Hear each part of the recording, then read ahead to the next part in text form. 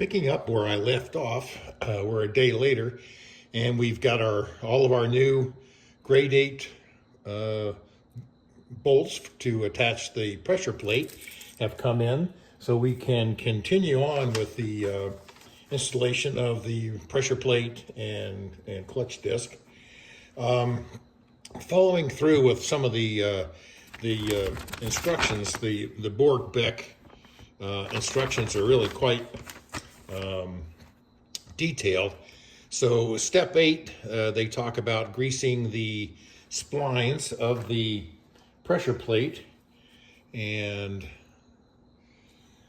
I've just used a little bit of this brake lube on a screwdriver and have just applied a little bit of grease all around these interior splines.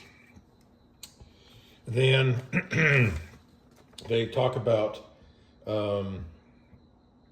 also applying grease to this the spigot bearing that's in here. So I'll use that same procedure. I'll just put a little bit of grease on the end of my screwdriver, and we'll just kind of smear it into there so that the shaft will have a little bit of lubricant on the spigot bearing. With the spigot bearing lubricated, one of the next steps, and this is just keep following all the way through on this, is to clean both the pressure plate and the flywheel. So we've already cleaned this surface. Wouldn't hurt to do this one more time, and then we'll give this a good wipe down.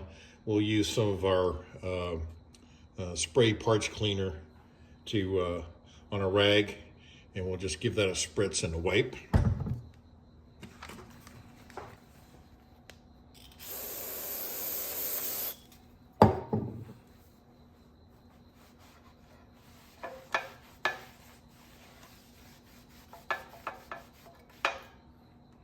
And we can see we're getting a little bit of manufacturing dirt off of that, so we'll get another fresh spot and go around the disc again. Get that nice and clean.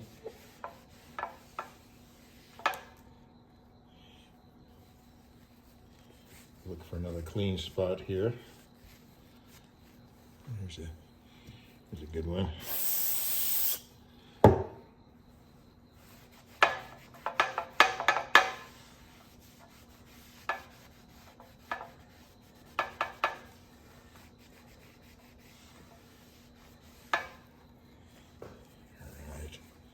We'll do that one last time here.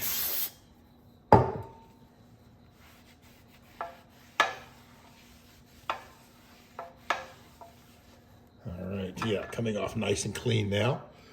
We just set that aside. Give this one more swipe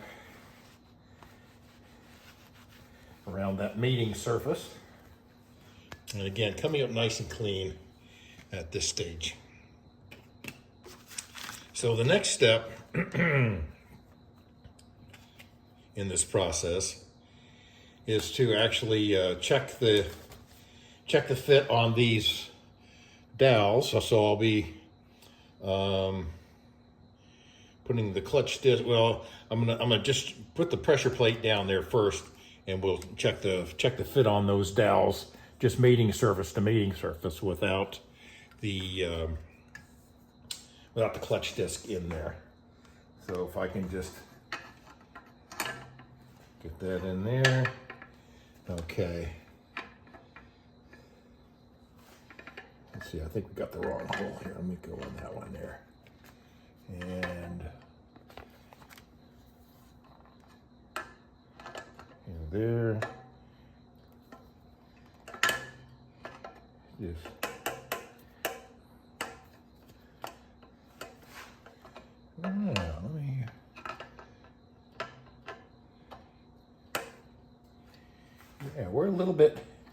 we're actually a little bit snug, so it's a good idea to check that check the test fit on that.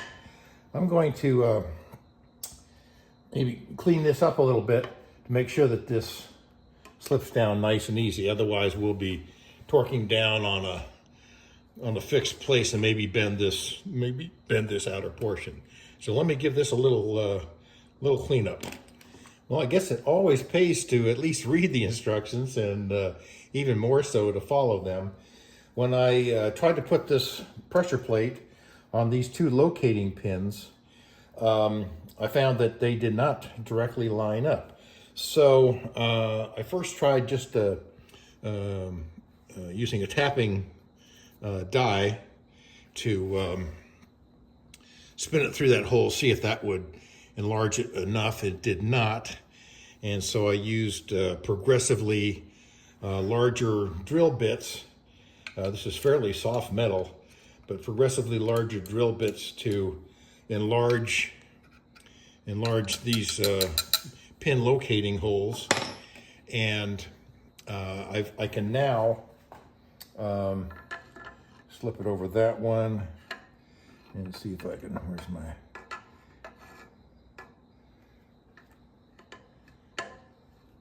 yeah, I can't find it. Oops, in the wrong hole. That one goes in really nice. Here we go. And trying to do this on video, but it should. Come on, baby. There we go. So now we got a nice full locating pin on either side of the pressure plate.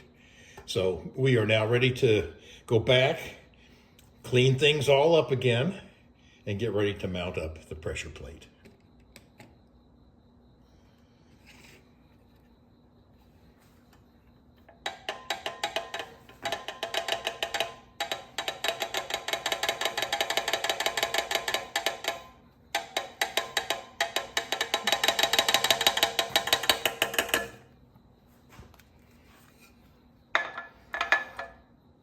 As the instructions illustrated, there's some writing on this side. This is the one with the fairly flush gear set on that side, and then we have the raised on that side. So we want this flat side down there, and you can tell that it's going to be working right because it doesn't rock or anything. If I tried to do it this way around, you can see that it doesn't sit flush. So this is the correct way, writing side down onto the flywheel. We've already checked our splines and so forth. So let's get the pressure plate into position. We're now on step 18 of the instructions, and there's only 20 steps, so the final steps are actually mounting up the transmission and bleeding it. So this is what's going to be important. You want to tighten the fixing bolts evenly, and it gives instructions on what those how that's done. You can see at the top it's marked number 1, then you drop down to 2, over to 3, over back to 4, 5, 6, just kind of keep going in that crisscross pattern. And so what I've done is I've actually marked the pattern in which we're going to do that. So we're so here's our number 1 and 7. So number 1 is at the top of the casing, facing up towards the head. I'm using the output shaft from my transmission, and it is keeping the clutch plate in position, centralized in position, so that we know that once everything gets all tightened down, that we'll be in good shape. We'll be able to slide our transmission right into place without any problem. So now let's get the bolts in place. I've got all of the bolts in place, and they are just touching their lock washers. And so I'll begin working in that pattern as prescribed by the instructions until we can get this cinched down, and then we'll finalize it with a torque. We have now, using the crisscross pattern, we've now tightened these all down so that lower part of the pressure plate is flush up against the flywheel, and we can begin to get our torque specs and get those torqued down. Quick check of the for the torque specs, and it's recommended that these pressure plate bolts be at 25 to 30 pounds. I'm going to get them to 30 pounds, but I'm going to go around first and set them all at 15, and then we'll do a final torque at 30. So I'll just start at this far end, and we'll use that same pattern that we did to this stage, going 1, 2, 3 over here, 4, and so forth. And we'll just finish that up and come back and do them at the final. I've reset the torque wrench, and we'll come back around starting at number 1, and we'll finish these up at 30 pounds. 1,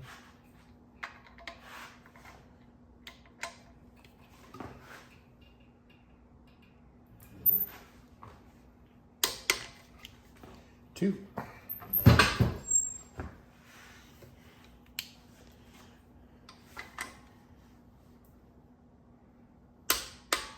3,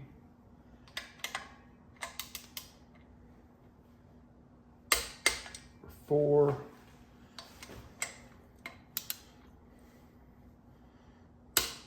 5, and our last one here at 6. Okay, so we've now got this pressure plate fully torqued. I can remove, it's still nice and free and seating all the way.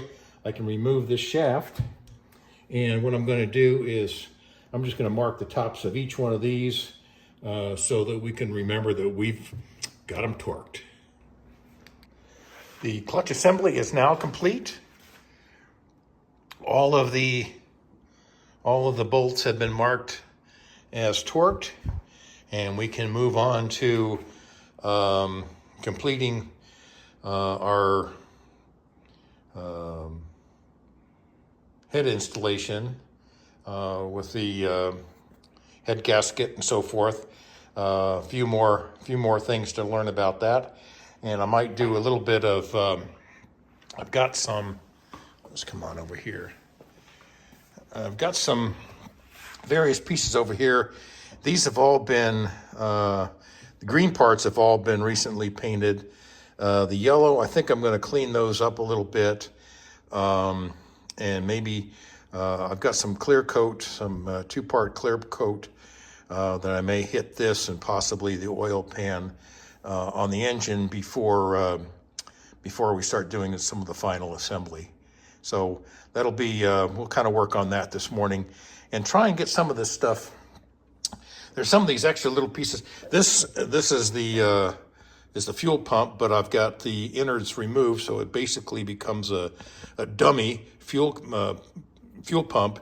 The inlet and outlet are blocked, and I'm just using that as a blanking plate for the motor. So anyway, some of these we'll try and get these cleaned up. Maybe a clear coat on them. They can be drying while we do some of the next project, which is the working on the ARP head studs, gasket, and head installation.